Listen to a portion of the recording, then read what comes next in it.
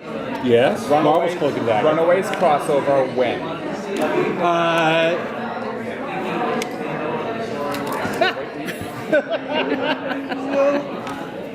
Let's just say you won't be disappointed. Okay? I have no idea what that means. We'll find out soon enough. I mean, it could be cheeseburgers for all of us. What's it like to kind of turn the page on the whole Roxxon story from last season and moving on to something brand new this season? Well, I think the Roxxon story is something that will always be there.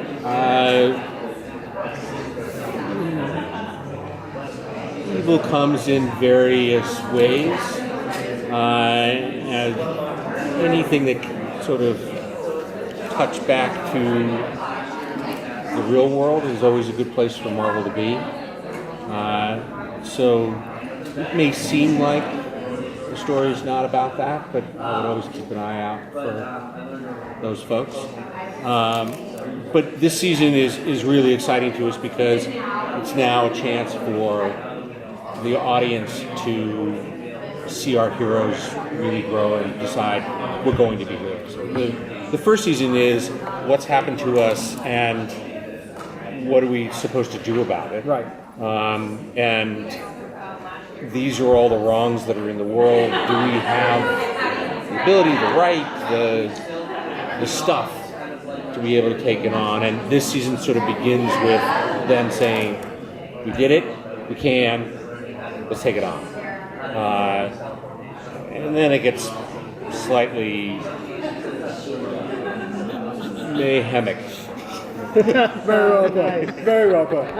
Speaking of last season, Tandy's story and Tyrone's story were very interconnected. They were like mirror images of each other, Correct. showing their home lives, their street lives, whatever. And I like the way they cut it together. It was really well done.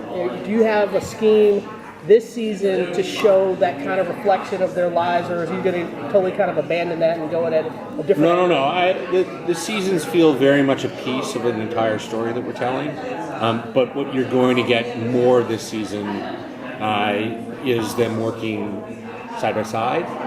So that will obviously change the visual style of what happens. So sometimes it may not be a juxtaposition of one and then the other. Sometimes it may be this is what they're doing, or they're doing the same goal, but they're going at it two different ways, and so that they're not different stories that will eventually cross over. They're two people that are starting together, and then mayhemic will ensue. I think I'm trademarking that by the end of the day. Someone asked him something about Mayhem. Hurry up. You go for it. So tell us about Mayhem. One would think that in a city that is as complicated as New Orleans is, that for two young heroes, having some kind of adult, mentor is too strong a word, but at least someone who can sort of guide them down the path of what's right and what's wrong.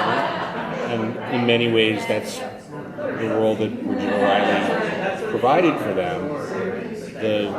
Now that her life has been, say, complicated, there's not someone to turn to as much as someone that they're going to have to deal with.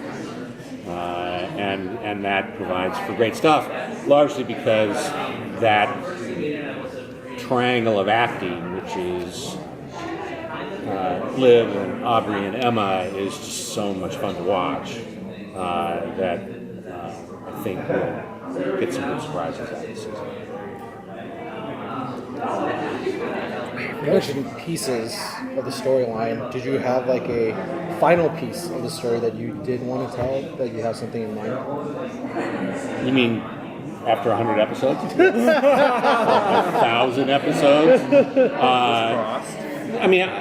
One of the things that's so exciting about working on, some shows when you're working on them, you do have a sense that there's an ending to come. And that's where you want to go, and that's where you want to be.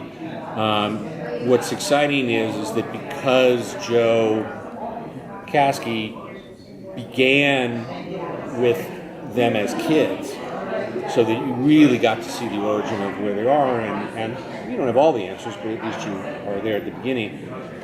What we like about it is that season 2 is extremely satisfying in terms of wrapping up a lot of questions, but you know us, we live in a world of to be continued, and so there'll be enough things that hopefully the audience and Freeform will grant us a season 3 and beyond, and we've certainly been talking an awful lot about what the next adventure will be.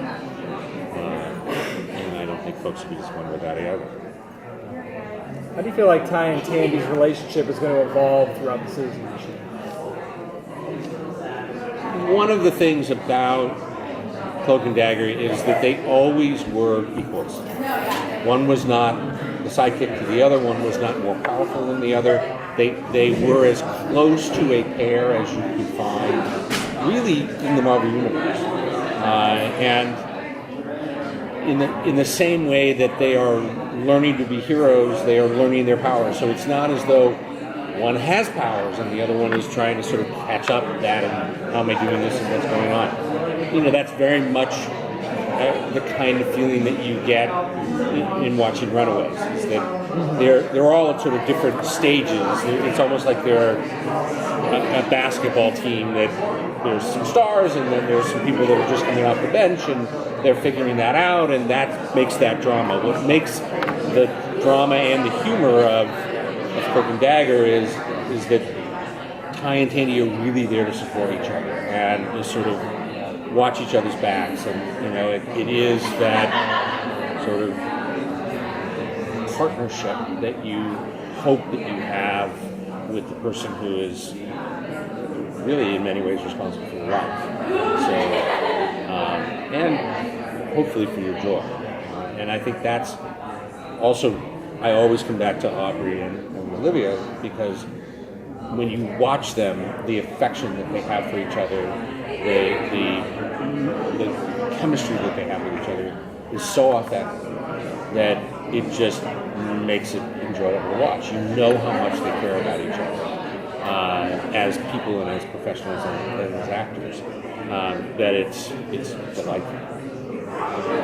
And they're still, at least to me, young, and so you know, being able to watch them grow and hone their craft is something that's very exciting.